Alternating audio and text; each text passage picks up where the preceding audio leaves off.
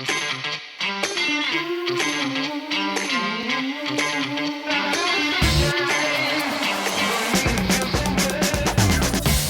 to episode 66 of the Mile 20 podcast where epic shit happens. My name is Lori and I'm here with my bestie, Laura. Yes, and we are coming to you today about 10 days out from the Cedar Rapids Marathon. And we have an interview with Jake Jass, which will be super exciting coming Oh, up. you guys are you're gonna love hearing from him. Super, Yes. super great guy. Nice guy. I'm really looking forward to the race. But before we dive in, got any epic week update? What you been up to? I lost my power this morning. Well, that sucks. Yeah, where Yeah. are you right now?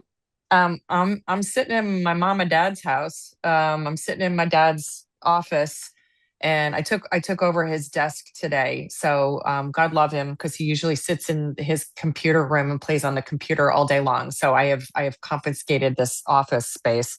But yeah, we lost the power at like 9 o'clock this morning, right when I was hopping on a conference call, and his work is like crazy right now. And so I've been working in the hot box. It's like they don't have the air conditioner on, Lori. It's like 80 degrees in the house.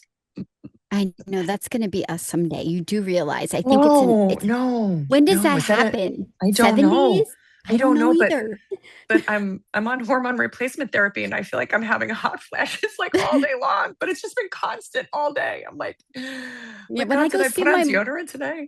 when I go see my mom in Florida and I walk into her apartment before I get there, we get up into her apartment, I'm like, like it's Florida. Why is it 80 degrees and 98% humidity in your apartment? Yeah, yeah, yeah. So Air it's a lot. conditioning. It's a lot. Well, just epic. Other than my epic day today, we didn't do much over Memorial Day weekend. It was we stayed down in Maryland. We went to our house in Maryland down in the Chesapeake, and it rained All weekend? all weekend, every single Hey. moment. We did get in a walk. So my sister Maddie and I walked. We did like a 6 mile walk. That was the first time I had done any kind of exercise since my nasal surgery.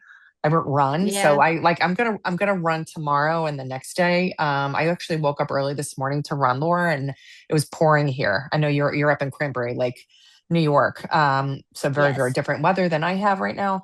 But yeah, I have a little bit of running anxiety, because I haven't run since getting the nasal surgery, and things still aren't entirely right. So we're just, and we're taking it easy. But otherwise, my sister came down with her husband and son, and my daughter was down. My parents came down. My parents were with us from Thursday to Monday. So I had them all Aw. weekend long, which was really lovely. We did puzzles, and I took the girls to the local winery. We went and saw the new Star Wars movie, which was eh. So yeah, so just didn't do a whole hell of a lot of stuff, but it was just the weather. But it was really nice just to go and have a little bit of downtime with family. How about you? You had a little bit of a house full, didn't you? Yeah. It was yeah.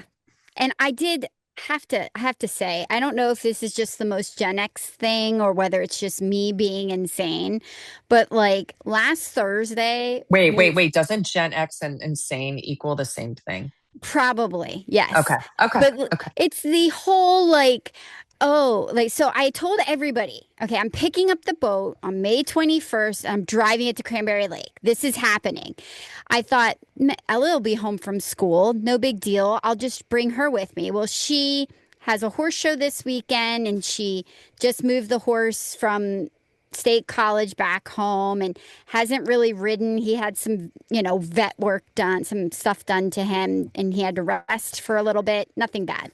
But and then just started summer classes, so she's like, I'm so stressed to be up there that amount of time, and da da da da da. And I was like, okay, whatever, you don't have to come. But then I had nobody to help me do the boat. So anyway, we are 6 hours from Cranberry Lake and we keep the boat close to our house in PA. So I'm like, whatever, I'll do this on my own. I can do this because I am a woman and hear me roar. So I picked that boat up in the morning. by myself. Although I did get help from the guy guiding it and getting it on from Highway Marine up in Quakertown. They're the bomb. They keep the boat running well. Highly recommend. Pick it up there, drive it up by myself. I get up here at like, I don't know, close to sunset, like 8 o'clock. I make it at night. I have to come in, put the boat lift was up. I had to put the boat lift down, go back up to the boat dock, which I'm 3 miles from, put the boat in the water by myself, got it tacked off and docked, pulled the boat, the car out, parked it, took the boat around, got it all set here at the cabin. Then I ran 3 miles back to the boat dock to pick up the car. And then I still had a car full of shit I had to unpack because I had food for a week with like 8 people, 10 people, including swimmers, which I always have to overfeed them. Overfeed them, yes. Yes, they eat the most insane amount of food and drink the most amazing amount of beer I've ever seen in my life. But that's besides the point. I ran the 3 miles, picked up the car, dropped the trailer off, came back. It was like 10 o'clock at night by the time I got back here and started unloading the car. I got in bed by like 12:30. Everything was unpacked. Beds were made. I was done. I did ask you the other day when you shared that on text in one of our friend group chats, whether or not like when you took a shower that night, I was like, well, did you end up having a beverage for yourself like Oh, that hell yeah. evening? I mean, Shower I was beer. like, that, thank you. I was like, because girl, you deserve that. Yeah.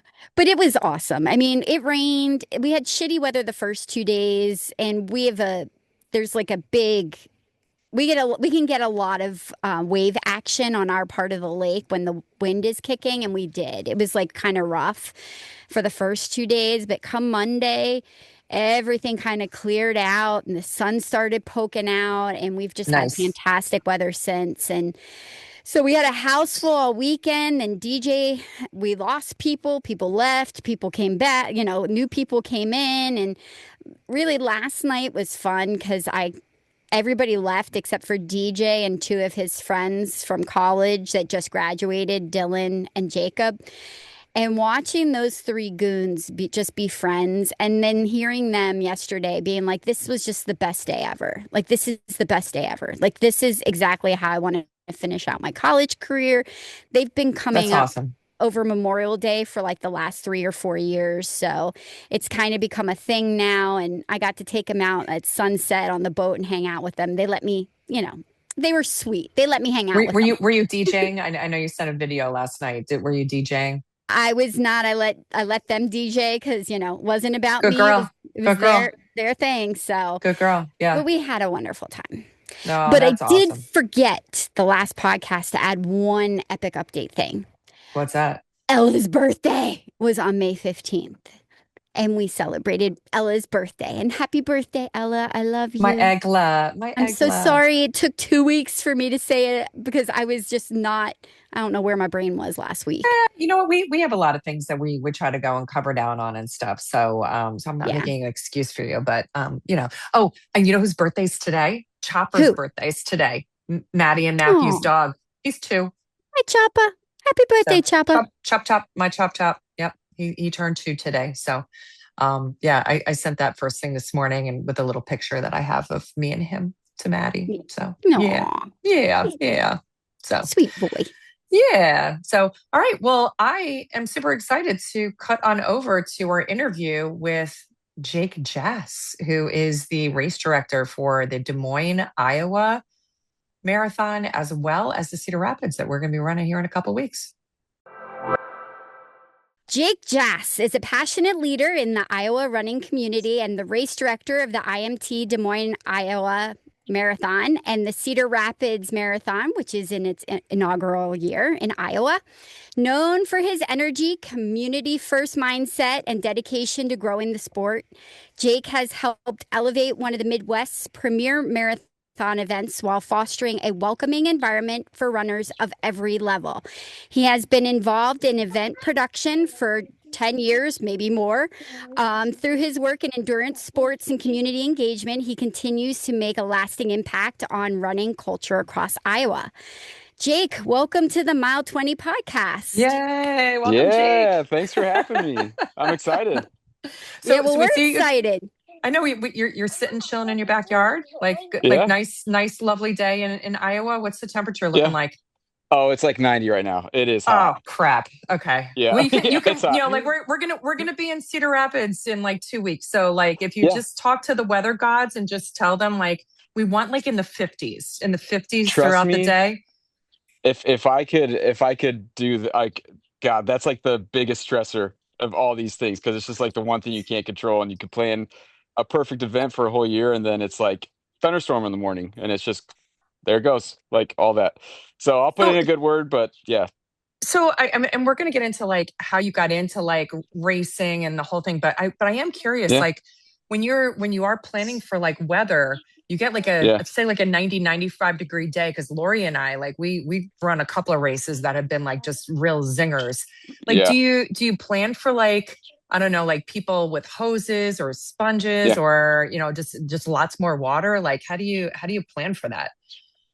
Yeah, I mean, you have like so many different contingency plans. Yeah. For Cedar Rapids specifically, because it's beginning of June in Iowa, so it can like more than likely it will be warm. So we actually are tapping into several fire hydrants. We are doing like cooling zones out on the course. One Nice. of our sponsors, Body Armor, is doing like a misting inflatable arch across the whole road. Like we're Ooh, doing basically sprinklers every, there's three of them on the course. So, whatever that breaks down to every Nice. 7, 8 miles, something like that. So, you can plan for as much as you want, but the reality is that like once somebody gets that warm, Yeah. um, it's like, it's so hard to control that. A lot of that we leave up to the medical system, you know, within Cedar Rapids or within Oh the yeah. the given city to kind of make the call of like this is becoming too dangerous for their resources and their capabilities. And then there's other cities like New York City Triathlon, which I used to work. Like they are very strict. They go wet bulb temperature of like 86, 87 degrees, something like that. And if it hits it, they call it. It doesn't Wow. I don't, it doesn't wow. matter if half the people are on the course, if half the people are, it doesn't matter. They call it, everybody's going to the finish line. So it's very, from a race organizing perspective, like we'll get more ice, we'll have cooling stations, fans, all that kind of stuff. But from Yeah. like from a safety management point, it's kind of it's a collective decision between us and the city and all that kind of stuff. Yeah, because I mean, because it's definitely the one variable that you cannot control. But man, you have to plan for all of it. I actually ran a race. Yeah. It was before Lori and I met. We met in 2014, and we've been Mm, running every race with each other since then. But I did run a nice. race before we met in Madison, Wisconsin, and they Mm. actually called the race. I was at mile 22, and I'll never forget. Like the fire department, the cops were all telling us we couldn't run. Yeah. The course was still closed down, but we had to walk. And my Yep. husband and my daughter handed me a bbig ass bag of ice. And I told my Yep. husband, we've been married almost 33 years. And I said, that was the best gift you've ever given me in our entire marriage. And I walked those last like 4 miles, like just eating like Yeah. ice cubes. And so, yeah, so I get it. So how did you Yeah. get into racing, endurance sports? Like were Yeah. you into this as a kid or? No, I mean, not really. I grew up, I mean, sports and like running and fitness was always a big thing in my household growing up. And then my dad started doing Ironman triathlons when I was in high school. Which is Nice. like it seeing him because he had, a pretty stressful job as well. So he'd work 10-hour days and then he would literally train from the time that he came home until the time he went to bed. Like I didn't see him almost for So a you saw him a year. lot, huh? Yeah. Yeah. I was like, hey. And then he'd go downstairs and get on the trainer for 3 or 4 hours and then go for a hour long Wow. run. And like weekends were all running and stuff. And then I don't know how familiar you guys are with triathlons, but the Hy-Vee triathlon here in Des Moines was was the third biggest triathlon in the world. So it went the Olympics, Kona, and then the Hy-Vee I triathlon. didn't know As that. Oh wow. I yeah, didn't know that either. Yeah, it was an Olympic qualifier. It's the third biggest prize purse. I mean, huge, huge, huge Wow. production. And I got lucky enough basically I fell into that group that was producing that. And that company was called Premier Event Management. They're a group out of New Orleans, and they produced some of the biggest endurance events in the country. So New York City Triathlon, Beta Breakers in San Francisco, Mm. Chicago, like and everything in between. So I literally just kind of stumbled my way into it because I was interested kind of in triathlons at the time. Um, I just kind of stumbled my way into it, and then I was lucky enough to be a part of that group to make a job out of it. Basically, like I would get on an airplane on a Wednesday. We'd build everything out. We'd have the event on a Sunday, and then I'd fly home on a Monday, Wow. do laundry on Tuesday, and then back again. I mean, I was Do it doing that. again. Yeah, I did that for about 8 to 10 years or so of just kind of the manual labor, flying to each event. None of the pre-work stuff that I'm doing now. And just kind of worked my way up from there. So yeah, it's been a journey. It's how I met my wife too. She was part of that same group. So Oh, that's awesome. That's really yeah, awesome. Yeah, yeah, that was my next question was how you guys met. yeah, How does it, yeah. so are you both co-directors at the Des Moines, the Des Moines Marathon and also Cedar Rapids? Yes and no. She actually doesn't work for me.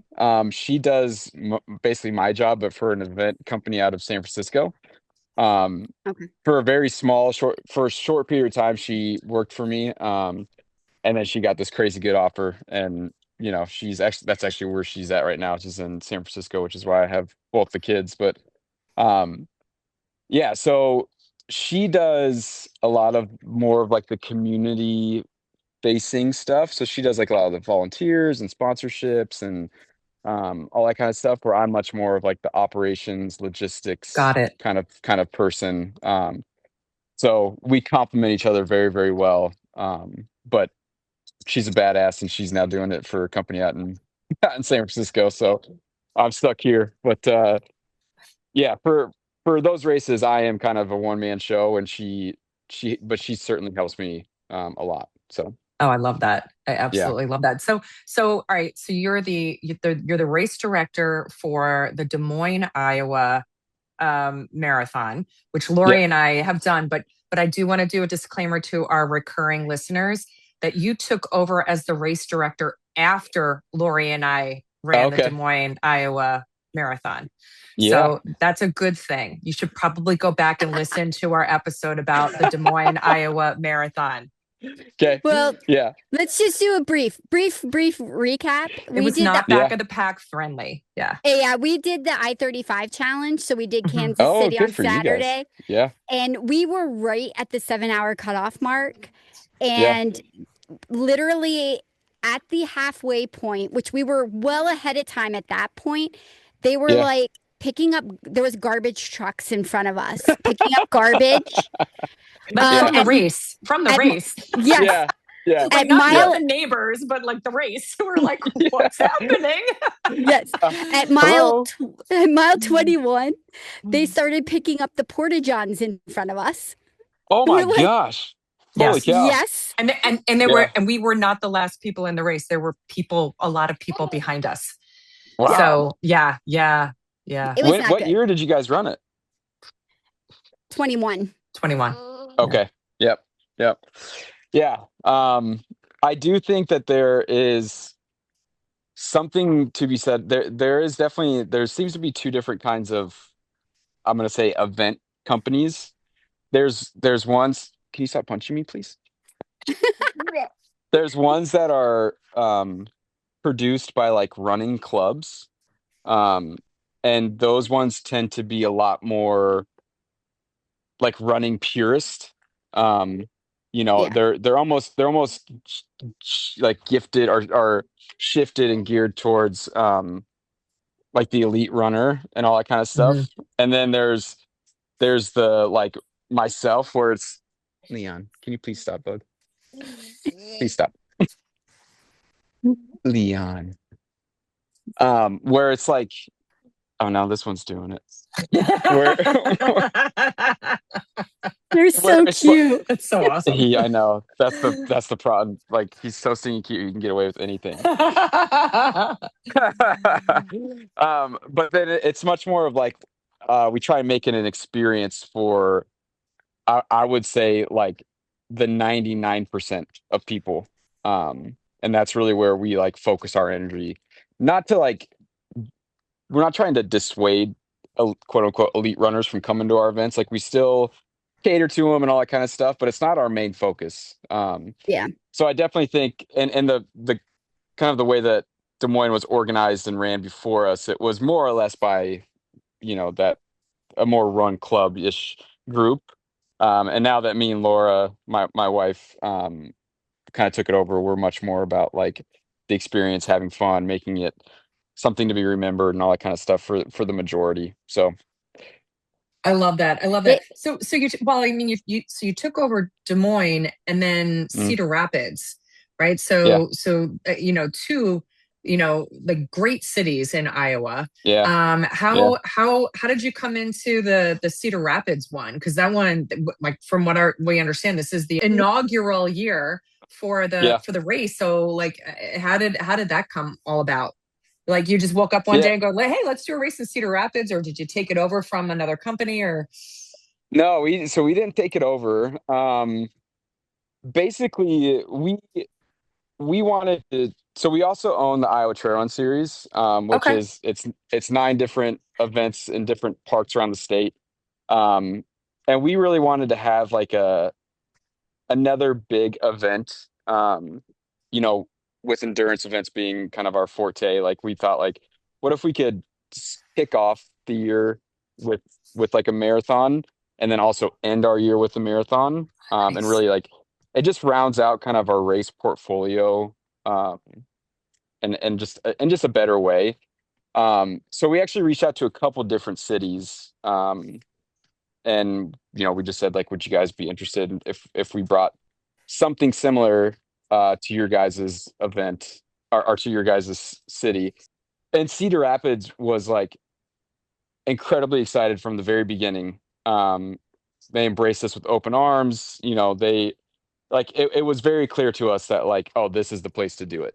Well, that's And awesome. then we basically just hit the ground running. Like our first conversation with Cedar Rapids was in May, and we announced we opened up registration in August for this event. So the turnaround was lightning Wow. fast. And that just, I mean, it's a credit to the city and their kind of willingness to work with us and just get things done that needed to be done for an event like this. So yeah, I love I especially love the fact that you guys are doing the race in Cedar Rapids, because Lori and I have, we've traveled all over the United States. We have not been yeah, to Cedar Rapids yet. yeah, So yeah. I'm really excited about, and that's the reason why we run and do what we do, is yeah, you get to go to these really, like, not that Cedar Rapids is an obscure, place, but these just little nooks and crannies of the United yeah, States that like we normally wouldn't visit, like absolutely. on a day to day, because we live out in Pennsylvania. It's like, so Yeah. it's just a really cool way to go and get people to different parts of the country. Yeah, and Yeah.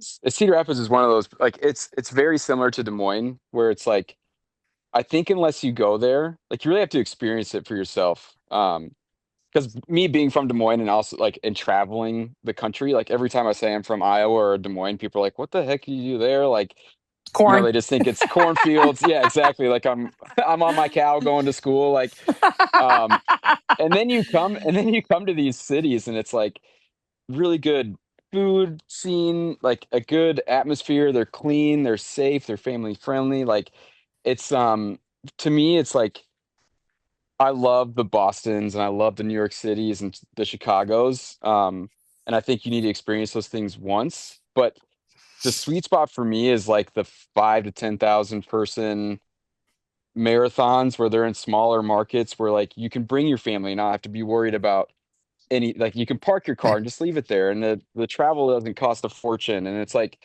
um so that's really, I mean, that's a net like we were specifically targeting kind of the mid-tier market cities and another reason why we landed in Cedar Rapids basically. So what would you say now, because you know what the course is in your head, like what are the Yeah. things on the course that we should be looking forward to seeing or, Yeah. what are the highlights of the course? Yeah, I mean, the course is honestly packed with tons of them. You guys are probably going to be cursing my names between miles 4 and 6.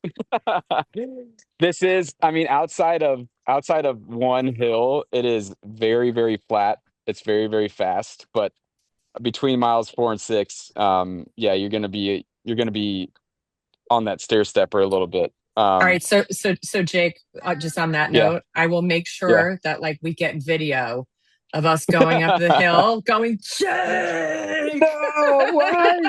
Yeah, Damn it, I don't Jake! blame you. Damn it, I don't. Jake! I don't blame you. I do not blame you. Well, the good But news is we're honestly, doing lots of hill training right now anyway, because there you go. we're running Vermont the next month in Oh, July. So nice. Oh, we need the beautiful. hills. Bring it on. Yeah. Well, you'll get, I mean, not that many, but you'll get a few. But Good. honestly, like the course through miles 4 and 6, even though it's definitely the toughest part. You go through like a really pretty neighborhood, and then there's tons of like spectating, viewing cheer zones in this course, which is also really awesome because it goes through, like I said, you're probably gonna hit 3 or 4 different like bars that are like right along the course.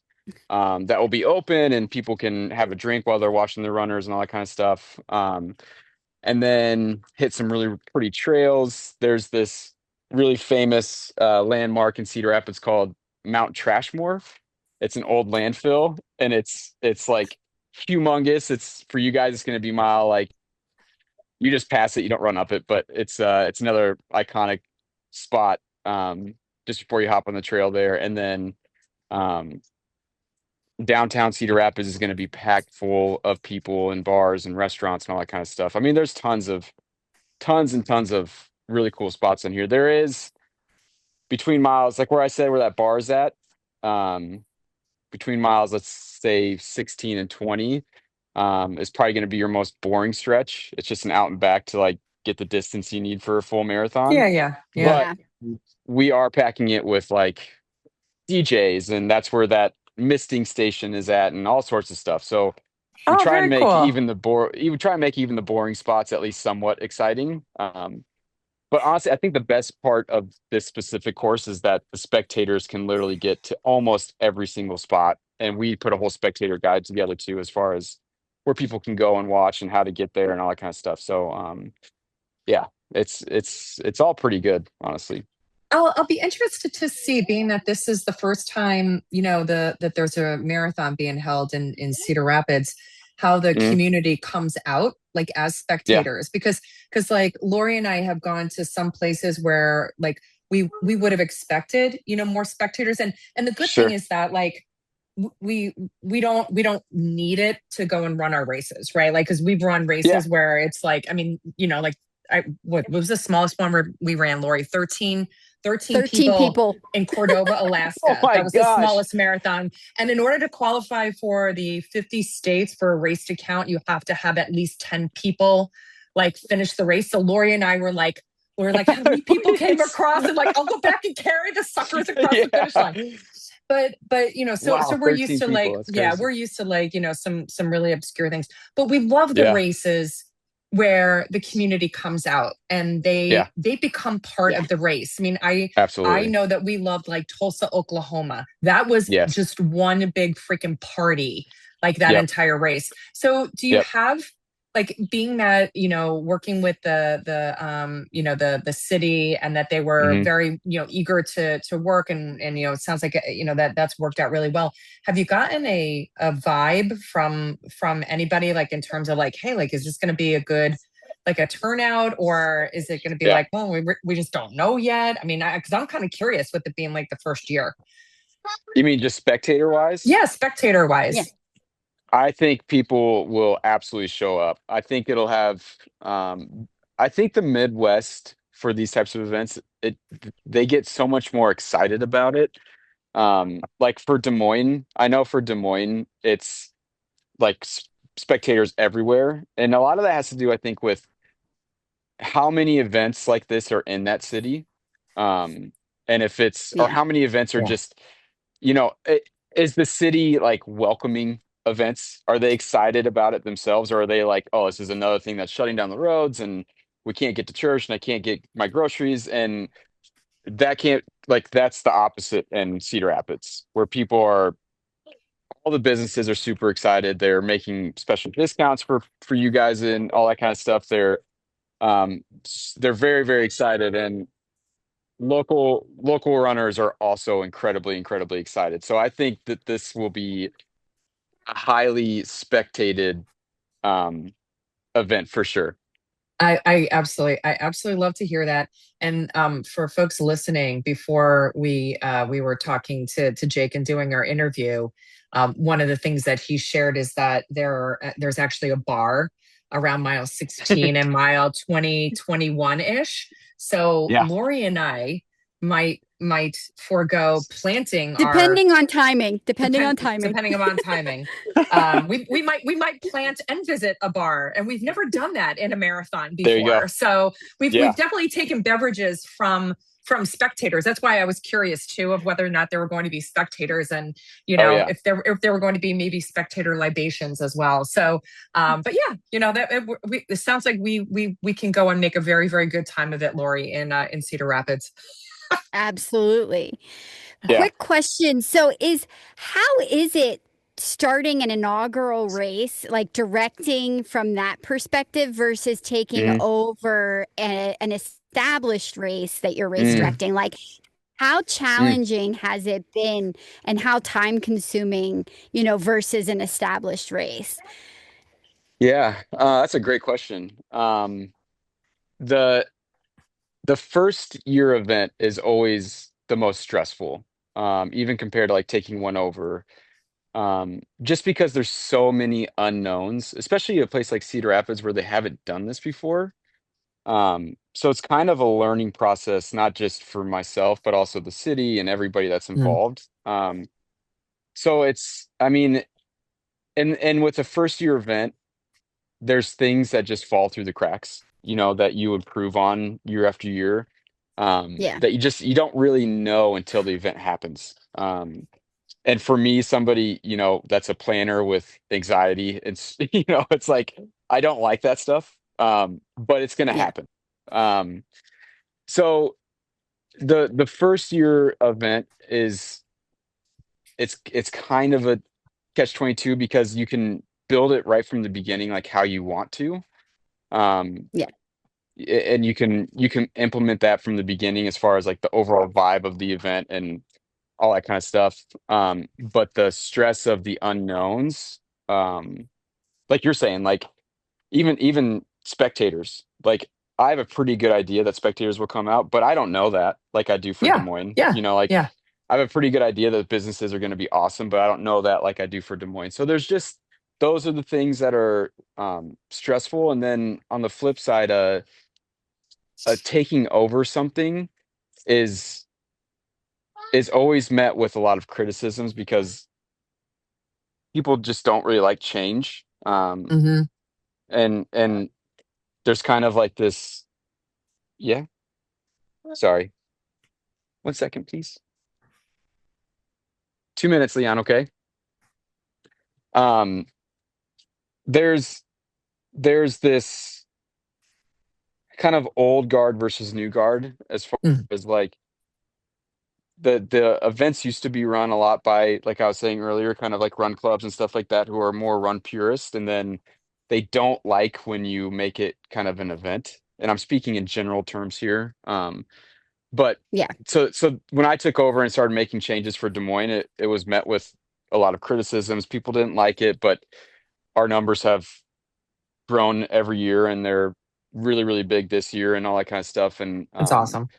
so I mean, they're both met with their own challenges, but the nice thing about Des Moines is that, this is year 25. So it's like the city knows what it's doing. I know what I'm doing. Everybody in the town knows like what's happening and gets behind it and supports it and stuff like that. And that just takes time. So I have, the luxury of the time was already done, the foundation was already laid for me. So I just kind of tweaked Yeah. it to make it fit more of how I think it should be run.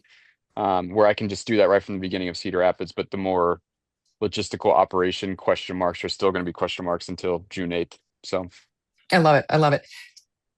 So Jake, how do you go and, like, as you're putting together a new race like Cedar Rapids, give it like its brand, like, mm, like, because you want people to have like the feel of the city, the feel of the people, hmm and how do you shape a race? I mean, with all the stuff that you just talked about, how do you shape a hmm race to give it a brand, like, almost out of the gate? And I know that a brand will go and like evolve over time as well, yeah, right? But I mean, yeah, it's because I'm in the corporate world, and when we were talking about like how we even name something, it's like, well, like, yeah, you gotta name it something that, like, isn't gonna yeah, repulse people like right out of the gate, right? So yeah, yeah, so I mean, what what yeah, what goes into that? What was your thought process going into like Cedar Rapids and like giving it its identity?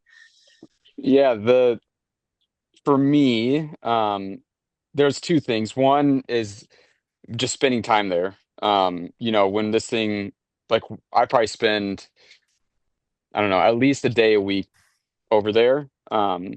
Even if it's just like I don't have anything on the calendar, like I'll just go, I'll work at a coffee shop, all that kind of stuff. Like if things pop Yeah. up, I'll go and have meetings. And then the other thing that we like to do is we like to implement local race committees. So people that are in the community, not necessarily runners, but people that are in the communities that are either business owners or part of a business, or they're part of the community or part of um, uh, like the tourism board or anything like that. And Yeah.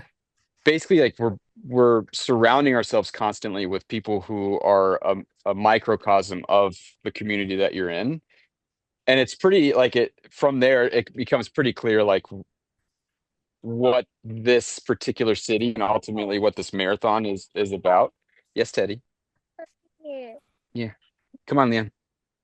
Um, and from there, like, one of the first things that Laura and I, when we started going over there, the people and the community of this event, um, are like absolutely amazing. Um, every time that we leave, we're like, man, should we move to Cedar Rapids? Like, the food scene's amazing, the people are incredible, the city is Uh, like blossoming. They're welcoming. They're active, they're engaged, and like it's constantly, it has like such a good energy about it. So yeah, I mean, that's kind of how we approach it when starting a new event. And then some of them just kind of, like for our trail series, for instance, kind of just it's built into trail running, like what it is. But for Yeah. the most part, like, just surrounding ourselves with people that are in the community and yeah. making that kind of our ecosystem, of far as like bouncing ideas off of and all that kind of stuff, is basically how we do it. I love that. I love that. I love your comment about just like immersing yourself in the Mm, community so you get to know yeah, it more. So that way, yeah, you give it as much as it's going to give you. I really yeah, like that. yeah, yeah. So to depart a little bit from the talk about the marathon itself and race directing, Mm, we have a parallel with our name with the Mile 20 podcast. mm, We're two ladies that are in our 50s, and we always think of Mile 20 as like that's the time you hit the wall, right? yeah, 50s kind of a hard time. It's kind of like the theoretical wall of a marathon as well. You have sure. choices to make. Your body's shutting down, your mind is questioning all your life choices. Yeah. There's a parallel, right? So Yes. we ask everybody, what has been like a Mile 20 moment in your life that you have pushed through? Oh my God. Um, Honestly, so many. Um, I I will say, I and this being a little bit personal, I suffer a lot from OCD and anxiety. Um, and when I like it, like, spikes big time when my wife is pregnant. and my boys are about to be born. Um, and it's like very, very crippling for me. Oh, But it's provided me also an opportunity to like you were saying, like push through and prove that even if it gets really, really hard and like every day seems terrifying and you don't know how you're going to get through it, like if you just keep going and you put one step in front of another and like make little tiny advances, you'll look back and realize like how far you've come. And that, from a personal standpoint, is probably my biggest quote unquote mile 20, is just getting over that, um, and coming out kind of the other side.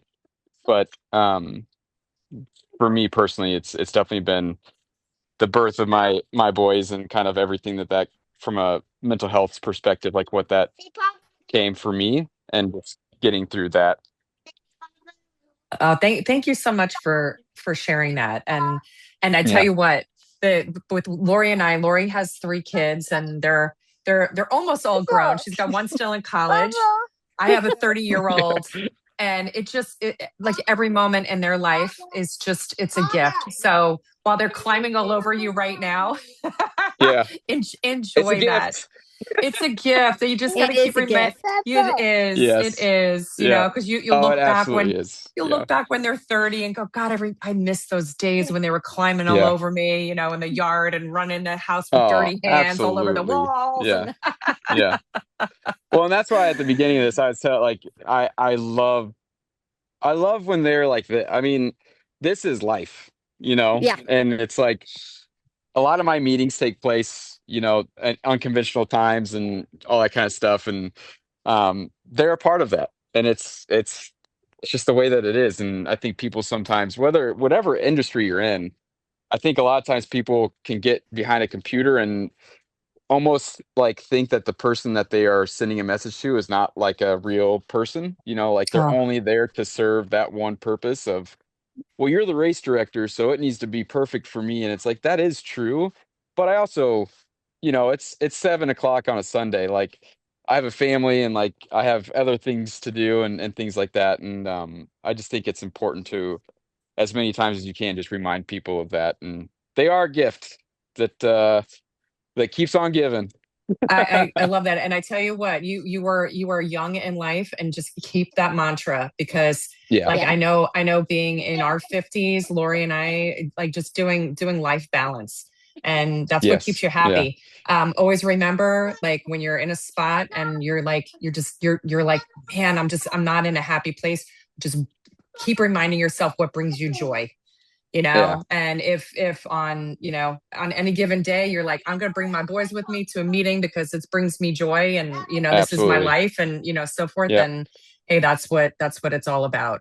So hey, yeah, look, I totally I agree. know you have your hands full right now with the Yeah. boys, so we're not going to go and keep you too much Oh, you're longer. fine. But the one thing I do have to ask is, Yeah.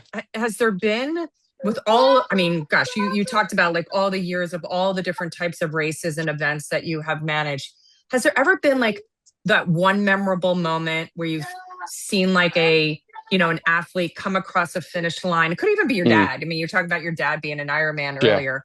But Yeah. is there one memorable moment where you were like, man, that is like a life memory I will never forget?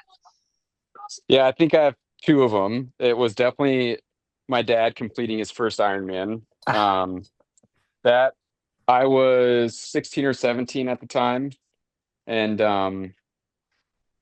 like I said, like I didn't see him for basically a year. And um, then we went and spectated him. It was in Arizona. Um, oh And wow. like, I'm sure you guys have spectated plenty, and it's like, maybe you don't see him for Yeah. 30 minutes or something like that. And like, we wouldn't see him for hours. It was like, like it took him, I think, 15 hours to do it or something like that. And it just, Wow. um, like seeing him cross the finish line, starting in the sunrise, basically, and then finishing at, before midnight. Yes, Leon. Can you give me a couple more minutes, please? Oh, I know. Terrible. And then seeing him finish, it was like I didn't understand how somebody could do that. And all the training that went with it and all that kind of stuff. And Yeah. then fast forward probably 10, 15 years, something like that. I actually race directed um Ironman Des Moines, which is the shirt here. Yeah. So that was I race directed half Ironman as well as a full for several years. And um race directing a full Ironman was like it was something super special. Being a part of it from the very beginning, it was actually same thing, inaugural year for Des Moines, getting that off the ground, coming up with Yeah. 140 miles worth of course and all that kind of stuff. That's And then, incredible. Yeah. yeah, the bike course itself, it was a single loop bike course. It was 112 miles, Wow. Single four loop. different single loop, Wow. four different Kudos. counties. Our Wow. our meetings for that was like 100 people. I mean, it was crazy. Um, and then seeing like the final finishers come across that, knowing all the work that I put into it, and also like knowing all the work that they put into it because of seeing my dad do it. It was I sat at that finish line for a good hour after, just kind of like in awe of everything that we just Oh, did, and it was really really cool. That's that is absolutely fantastic. that, yeah. I love that. I love that. Well, Yeah, hey Jake, we again we don't want to keep you too much longer because we know you have your hands full Yeah. with the boys there. But hey, yeah, look, on behalf of Lori and I, we want to thank you for joining our podcast. I think yeah, one, you gave, some really great insight into, not only like race directing, but like, how do you get into the sport? But then also yeah, your perspective on how you care for I would say the runner spirit, and yeah, because Lori and I appreciate all the work that race directors put in. mm, Again, Absolutely. we've had more fantastic races than we've had want-wans. But and anytime we've had a want-wan, it's just it's been all around. So but yeah, sure, we totally appreciate the work that goes into the races, yeah, and we yeah. are so looking forward to going out to Cedar Rapids, and then hopefully Good, like awesome. we'll go and track you down. We'll be wearing our big mile 20 podcast tank Okay, tops, yeah, white and green, and Yeah, awesome. where will you be on race day? yeah, where are you going to be Oh at? God, wherever the All chaos is over? at, I'll be all over. Yeah, all over. Yeah, All right. Well, we you'll will try find to you'll see find me. you. We'll try to find you. We'll Awesome. get a real live intro and some Yeah, pictures taken. But yeah, again, thank you so much for your time. We know you're extremely busy, yeah, and thank you so much for all the insights. We greatly Yep. appreciate you. It was yeah. so Of nice to course. meet you. Thank you, Jake. Yeah, likewise. I do think before we go, I do think it would be interesting if you guys are up for it to do like this again after the race Oh, we to will. see like your perspective, and you could ask me questions as why did you guys do it like this and why did you do it like that, and like Oh. I think that there could be a lot of really cool like even deeper insights as far as like why didn't you just use that road and do it this way and all that kind of stuff, or the good, the bad, the ugly. And might be kind of fun if you guys are up for it, but just let me know. Absolutely. We definitely plan on reviewing the race, and actually Lori and I now, because of just doing the podcast while we're doing a race, like when we ran the Delaware Running Festival, we actually will I'll take like verbal notes, and we're like, oh, all right, we just ran by a prison. We just mile 17 you run by a dump, and mile Yeah, 18 you run by a dump again. yeah, Mount Trashmore is not our first Oh Mount yeah. Trashmore we've ever No, passed, that's Okay. for sure. no, that will not be a first. But yeah, no, Nice. we we try to take it from the perspective of like both logistics, experience, Yeah. feels, and so forth. So Awesome. we even when Yeah. we were in Delaware, because we run across a lot of wetlands with Oh. raised piers across wetlands. And some of Oh, our fellow cool. runners just, it wasn't a big race, just took their goo packets and just like flung it, Mm, And so, yeah. we took a video of that and just like reinforcing to people like, hey man, pick up after yourself. It's like Yeah. this Come is on. nature, It's like, Yeah. come on, man. Yeah. So Come on. so yeah, just Yeah. different things like that, So Cool. just trying to be nice Cool. to the environment. So Yeah, Anyhow, all always. right, we will track you down. We're gonna find you, All right. and I'll look forward to it. we will go and get some video of us yelling your name going up the hill in The Cedar hill. Rapids. Fair enough. Sounds All good. right, Jake, thank you so very much. We greatly Of appreciate you. Have course. a good rest of Yeah, the night. likewise. You It was too. nice Take to care. meet you. Yeah, you Bye. too. Bye bye. Hey, Lori, that was a great interview, wasn't it? Jake is such a nice guy. I really can't wait to meet him either at the start of the finish line, wherever we catch up with him. I think it'll be amazing.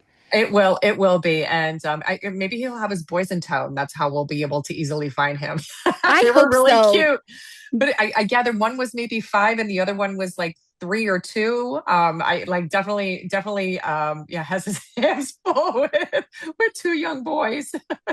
Yeah, so sweet though. I mean, you and I know we would go back there in a second if we could. So totally Oh, appreciate him in a taking time heartbeat, out to speak with us. That was absolutely. I know that's special time and it meant a lot that he spent some time with us. I totally agree. Now this coming weekend, Lori and I have some cool stuff we're doing. We're going to be with the Conshohocken Running Club. That's a mouthful. And this is a local running club, and we're going to run with them on Saturday morning. And then we're going to interview Evan Campbell from the running club and have a good conversation about, what it means to be part of a community and, another way of going and bringing people together. So super, super excited about that. And I you know know. what I feel else? like it's been forever since we've ran with a run club. So it'll be fun to be with some different bodies. It's been a while since we've run with the run club, but it's been a while since we've run with each other. That's true. So because of my nasal surgery and just with travels from this weekend, you're still up in New York right now. I'm still not running. It's been a hot minute. So I think I'm gonna try to go and get in a run the next like 2 days, just so I don't look like a total slub on Sunday. So yeah, I'll let you know how the nose operates. I can't blow my nose though when I'm running, so it might be some Yeah. issues. But you know what? I want to ensure. Do you know what? What? I What? want to make sure that you go make mile 20. You'll bitch this week. Peace out.